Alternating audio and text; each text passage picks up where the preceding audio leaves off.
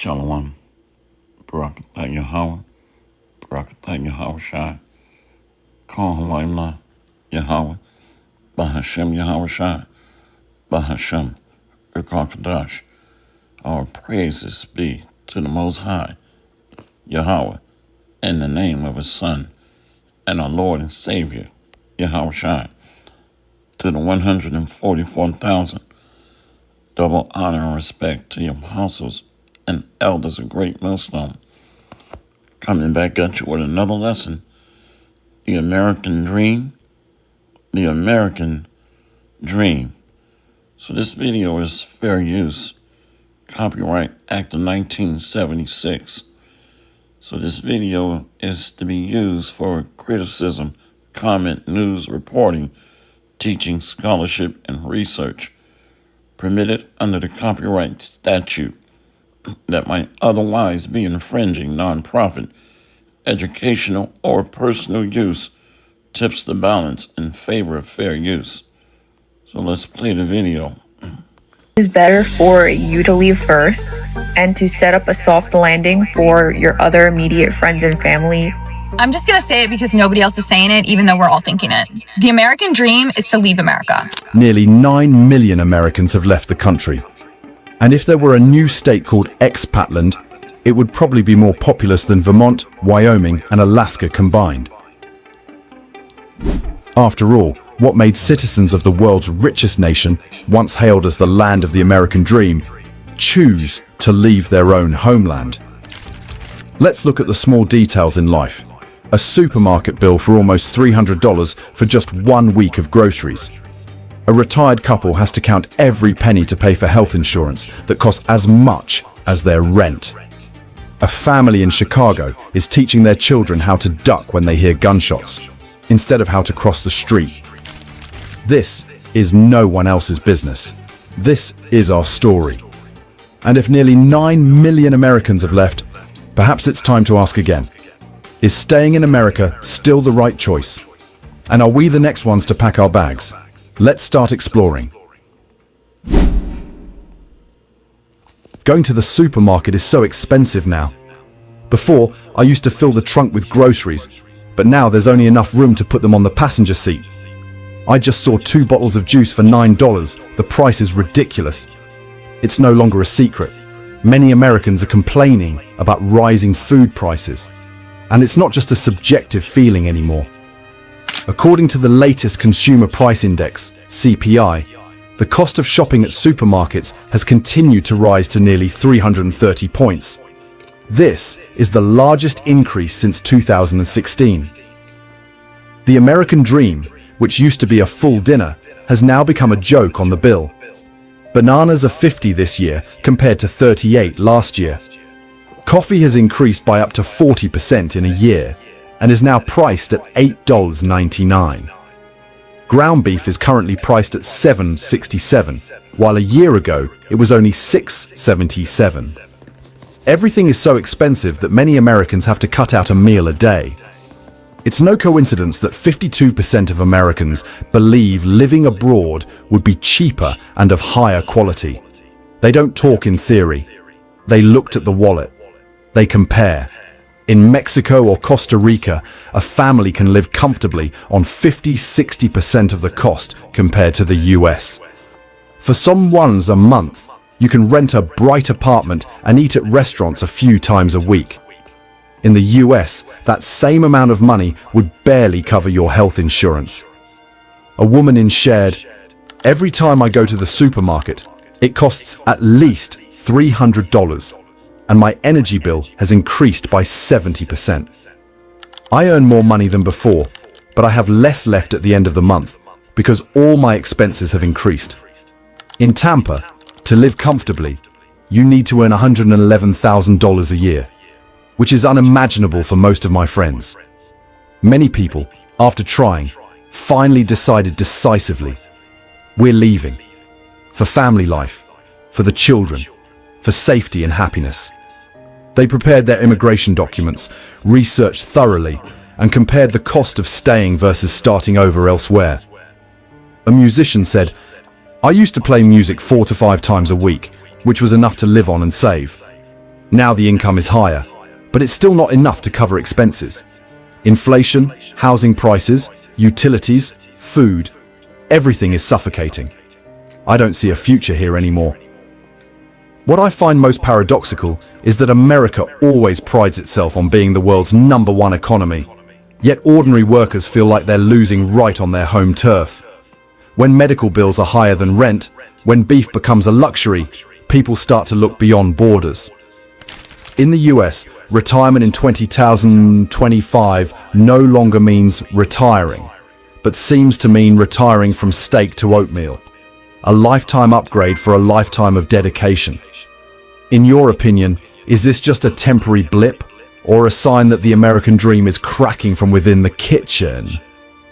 What do you think, with the money you have now, would you choose a simple dinner in the US or a full seafood meal in Mexico?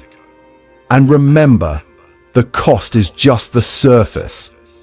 There's another nightmare that makes many Americans want to leave, even before they reach retirement age.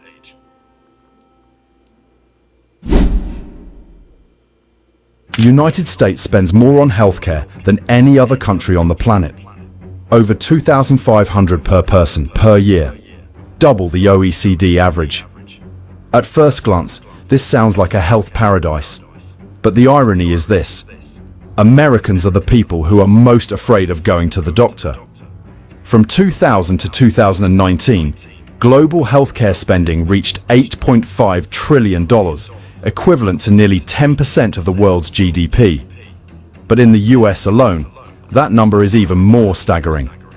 20% of GDP, meaning for every dollar spent, 20 cents goes to healthcare. Americans pay twice as much as people in other wealthy countries, but the results are not at all proportionate.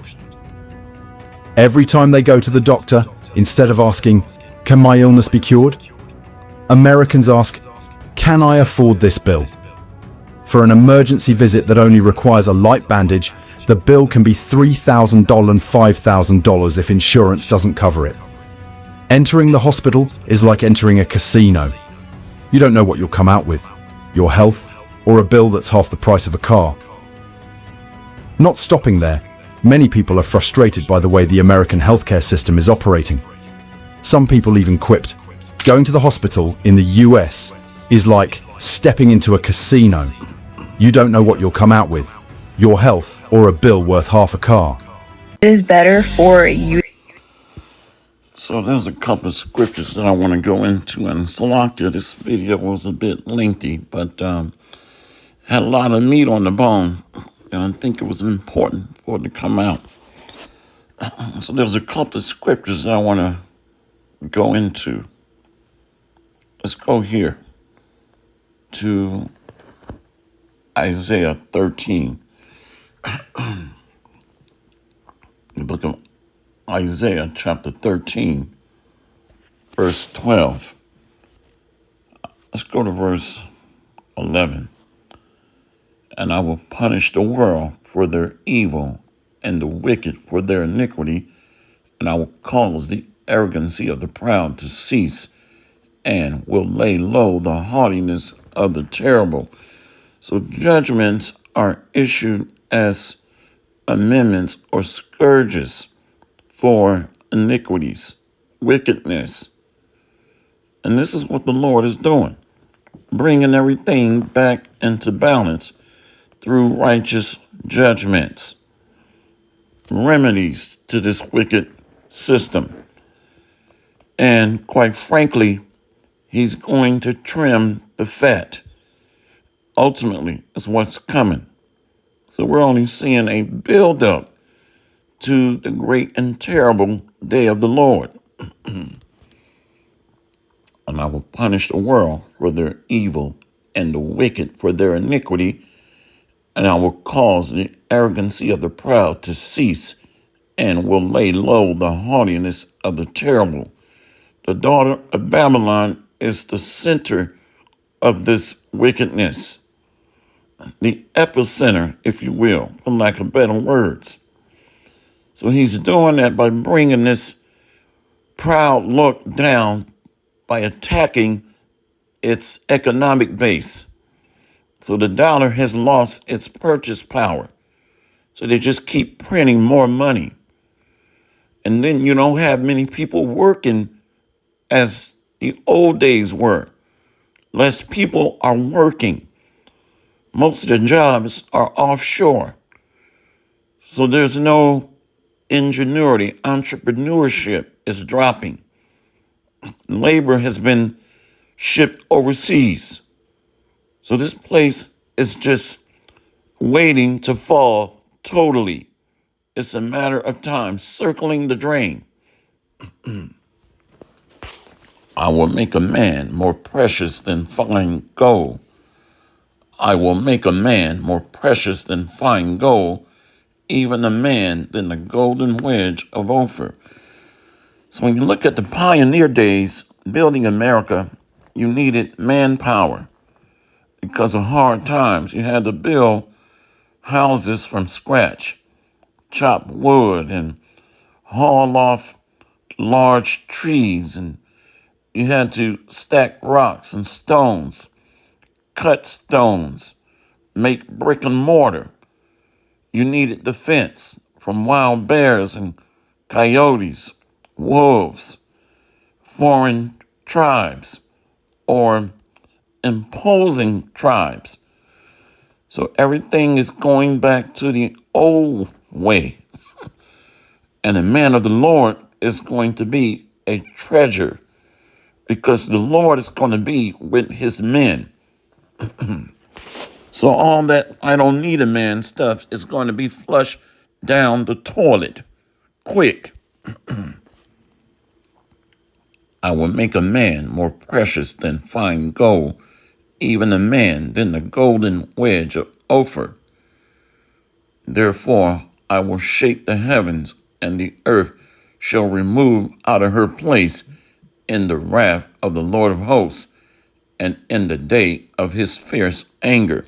So this is a buildup that we're seeing, the crumbling of this society, the economic collapse, moral decay, and loss in faith, trust, and confidence in the government, in the leadership. So many people know that this place is running on fumes, running out of gas. I mean, it's literally running on fumes to keep it afloat. And one of the major stumbling blocks for America right now is figuring out that they're under the wicked, Job 9:24. And their loyalty and allegiance is to imposters, the JOOs. So it's an illegitimate structure. It lacks legitimacy, which means many people know that the leaders are a fraud. The election process is a scam and a joke. The leaders are pre-selected, not elected. And then you have the fake chosen people, the JOOs, that are usurping authority from American sovereignty. See? And then you have corporate giants, an oligarchy that's taken over business and monopolizing the markets. They're cornering the markets, monopolizing the competition to themselves. So nothing but covetousness and greed has taken over and overshadowed this land. So it's ripe for the taking, judgments. Your leaders are corrupt. And many of them are on the Epstein list, by the way, too. So your leaders are fraud. Your money system is corrupt and fake. It's phony. It's not backed by gold. See? So nothing here is built on anything concrete or sturdy, trustworthy. Nothing. I will make a man more precious than fine gold, even a man than the golden wedge of Ophir. Therefore, I will shake the heavens, and the earth shall remove out of her place in the wrath of the Lord of hosts, and in the day of his fierce anger. And it shall be as the chase roe, and as a sheep that no man taketh up. They shall every man turn to his own people, and flee every one into his own land. So people are leaving, vacating. Why? I'm going to show you. I'm going to show you. So there's no long-term security and stability here. There's no trust. There's a lot of doubt and uncertainty in the way ahead. So I'm going to show you. So many people are leaving. Let's go here to Jeremiah 50, verse 16. Cut off the sower from Babylon, and him that handleth the sickle in the time of harvest, for the fear of the oppressing sword. They shall turn every one to his own people. So when you have economic collapse, it creates insurrection, sedition. The sword comes in many different shapes, sizes, forms, and fashions. Famine. See, shortages are underway. Farmers are losing their labor force because the immigrants are fleeing ICE, fleeing deportation. Look at what happened in Nebraska, what's happening in many other major farm districts. They're losing their labor for fear of the oppressing sword. You got ICE agents raiding many of these areas, taking away the labor force. So many of these nations are figuring out that America is unstable. Its dollar has lost its legitimacy and its purchase power. The government has lost its legitimacy. So there's no more trust or mutual understanding and cooperation amongst the government and its citizens. A breach in trust and relationship. Cut off the sower from Babylon, and him that handleth the sickle in the time of harvest, for fear of the oppressing sword. They shall turn every one to his people, and they shall flee every one to his own land. So they're leaving for economic security, medical stability. They can get free medical care in many of these other countries, and they don't have to worry about being deported. They don't have to worry about being confined in Alcatraz, Alligator Alley, these FEMA camps. They don't have to worry about this pending civil war between the left and the right for fear of the oppressing sword. A lot of the food here is a sword. The medical industry is becoming a crippler, becoming a stumbling block. Medical tyranny is underway. If you're not digitally tagged, marked, and stamped, you can't even get medical care. Medical records is going to be on a digital database. Financial records, criminal records. See? So everything is tied to being under the gun, so to speak. Crosshairs on your forehead. And many people just want to be left alone and live their life. But this ramp up, this reset, is stirring up the masses for major full-scale violence across the land. Full-scale violence. Let's get that Second Ezra 16.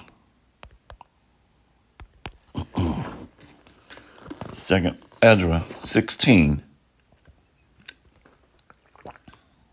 verse 68. For behold, the burning wrath of a great multitude is kindled over you, and they shall take away certain of you, and feed you, being idle, with things offered unto idols. So this new system is going to mandate a digital device to be implanted. Look up that movie Implanted on Tubi. See? And they're using idols to build this miniaturized device. Nowadays, they use pig fat enclosings or pig fat casings to help it easily get inserted, just like your gel caps and stuff. This man is truly the devil. Make no mistake about it. Even in many of your transplants, they're using like a pig fat enclosing. They're even doing a pig heart transfer implants. I wish I was making this up. But the major idol that they're going to be pushing is the microchip. I mean, to put a pig's heart into a man is a total abomination. Pigs have worms all throughout their body, little worms. So those worms would make their way up to your brain, all throughout your body. For behold, the burning wrath of a great multitude is kindled over you, and they shall take away certain of you, and feed you, being idle, with things offered unto idols. And they that consent unto them shall be had in derision and in reproach and trodden under foot.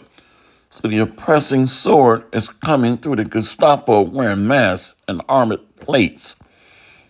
Alligator Alcatraz, FEMA facilities, food scarcity, a collapsed petrodollar. See? Water shortages. So you're going to have a scene out of Mad Max. Look that movie up. The original was better. I grew up watching that in the 80s. Mad Max. People just scavenging for food. Foraging. Foraging is just wherever you can get food, you get it. Other people's farms, their houses, everything. You just take what you can get when you come upon it. So people are going to be foraging for food and scavenging, killing and stealing. And without being around a man of the Lord, you're walking dead. No protection, no spiritual hedge. And they that consent unto them shall be had in derision and in reproach and trodden under foot. So these are they that are following these pastors, following these leaders, following these community outreach centers, following these churches, following these local government leaders. So these people are going to turn on them, seeing that they've been duped, they've been had.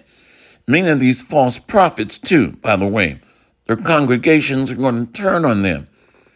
Many of these false leaders are going to help shuffle the herd, telling them to obey the government, using Romans chapter 13. Obey the government.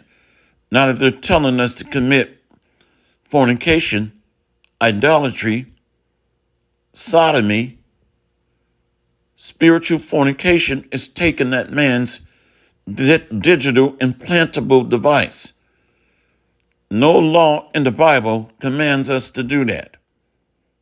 We're not even supposed to make markings or cuttings in our flesh, according to our Bible. Right here, verse 70. For there shall be in every place and in the next cities a great insurrection upon those that fear the Lord. So the major target are the prophets, the remnant, elect, that are going to no longer stay upon those that smote us. Lord willing, I'm amongst that number. Let's go here and close out. Isaiah 10. See right here. Isaiah 10, verse 20. And it shall come to pass in that day that the remnant of Israel and such as are escaped of the house of Jacob shall no more again stay upon him that smote them, but shall stay upon the Lord, the Holy One of Israel, in truth. So right now we're leaning on this man for one of all things: food, water, safety, rest, security, medical. The remnant shall return, even the remnant of Jacob, unto the mighty God. Elect are going to be delivered. For though thy people Israel be as the sand of the sea, yet a remnant of them shall return. The consumption decreed shall overflow with righteousness. So the elect are going to be delivered and reject this man's marriage through his digital Mot B or C-hip. 1144, 144. So hopefully this lesson has been edifying. See you on the next lesson, Lord willing. So a man is going to be more precious, more valuable than the golden wedge of Ophir. And that's really starting with the men of the Lord that have the doctrine, that are being tried and tested and preserved and purified through tribulation, and that are cleansed by the doctrine of salvation, that have faith. That's worth this weight in gold, because it is impossible to please our Heavenly Father without that faith. There's no connection to Him. Many people are just willy-nilly walking around just trying to wing it. No stability, no direction, no azimuth or direction of travel. So they're just bouncing everywhere, like every change of direction of the wind. So they're unstable. Let's get one more. Right here, verse 6. We got to go to 5. Hebrews 11, verse 5. By faith, Enoch was translated that he should not see death. So the elect is going to share in this wonderful, marvelous, miraculous act. Just like Enoch, bodies are going to be changed and caught up into the air to meet Yahushua. Hebrews 11 and 5. By faith, Enoch was translated that he should not see death, and was not found, because God had translated him. For before his translation, he had this testimony that he pleased God. So we please him by believing on him. Remember, we're married unto him. How many want a wife that's complaining we can't please her? Well, who else is pleasing you then? I can feel the rage just thinking about that. Can you imagine your woman telling you she's not pleased by you, or you can't please her? Imagine how the Heavenly Father feel about that. So you go and take this man's miniature ride, okay, and commit spiritual fornication, adultery. That's a death sentence. So we must believe in our Creator, our husband, that gave his only begotten Son, purchased us with a priceless sacrifice, the blood of the Lamb. But without faith, it is impossible to please him. For he that cometh to God must believe that he is, and that he is a rewarder of them that diligently seek him. So he's going to give his reward to his servants, the prophets, and the remnant that will no longer stay upon or trust this system and reject this man's integrated digital marriage to this network, to this beast system. So the elect is going to escape from the trap, this network, as birds escape from the fowler. A fowler is a hunter. So those birds represent the elect, free as a bird, so to speak. Let's get one more. 2 Ezra 9. Where is that at? And they that shall escape, right here. 2 Ezra 9 and 6. Even so, the times also of the highest have plain beginnings in wonder and powerful works, and endings in effects and signs, being changed, translated, caught up into the cloud, delivered, taken on a new meaning. And every one that shall be saved and shall be able to escape by his works and by faith. So this is building upon a belief system, a faith-based organization, so to speak. I think that's what IUIC accuses GMS of, which really they make themselves look like total buffoons. The entire doctrine is based on faith. I mean, how dumb, that's got to be the dumbest quote of all time. Of course, it's a faith-based camp or group. I'm trying to stop talking too rough, but I mean, that's worthy of just being deleted. Unbelievable. Anyway, and every one that shall be saved and shall be able to escape by his works and by faith whereby ye have believed. So belief is going to be demonstrated through diligence. This little light of mine, I'm going to let it shine. Not just walking around talking about I believe, but there's nothing behind it. It's like having $1, not backed by gold. Just saying I believe, but there's nothing behind it. It's just fake. It's fiat. It's a paper tiger. Lacks substance.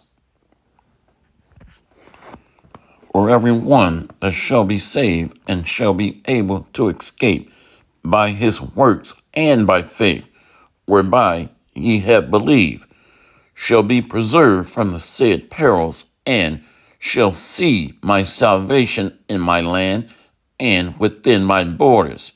For I have sanctified them for me from the beginning, pre-selected, ordained before the foundation of the world, tried and proven precious stones that's going to be taken through the fire of adversity, the fiery trials of tribulation, to enter into glory and greatness and become fine, shining immortals, like Yahushua, the light of the world. Hopefully this lesson has been edifying See you on the next lesson, Lord willing. Kwam Yasharala and Abad Babal. We got next, Lord willing. Barakathum. Shalom. Shalom. So this country is circling the drain, and many people are fleeing for fear of the oppressing sword, sickness, famine, civil wars, race riots, martial law, ICE raids, economic collapse, water shortages. That's a big one. You can go about 3 days. Well, you can go about, let me see here. I'm just curious. How many days can you survive without water? I don't want to wing it.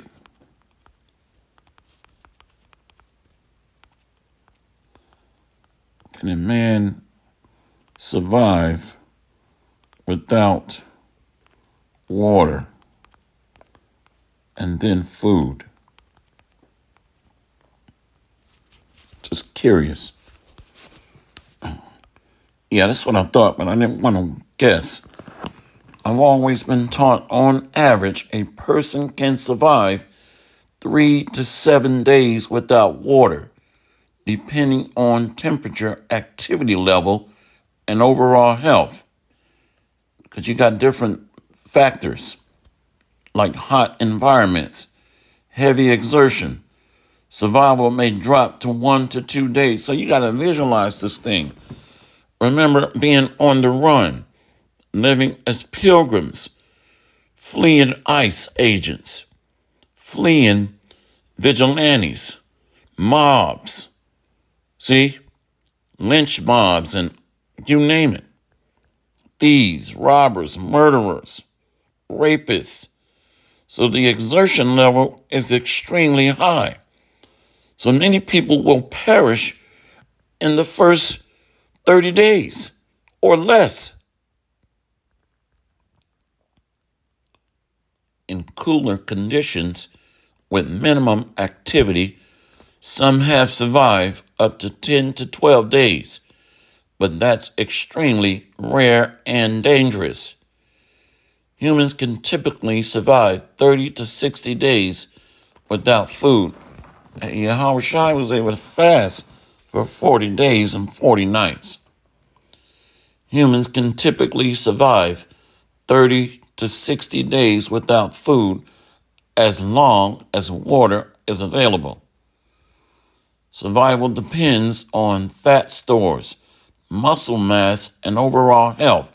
The Spirit been pushing us to get in shape for these troubles ahead. Heavy Spirit has been on the apostles, the elders, the camp leaders, the big brothers, the brothers overall, to push health and wellness, how to eat, what to drink, how to survive and maintain our vessel. Wow. So there's a reason for that. All right, go ahead and end it there. Hopefully this lesson has been edifying. See you on the next lesson, Lord willing. Kwam Yasharala and Bad Babal. We got next, Lord willing. Barakathum. Shalom. Shalom. Shalom.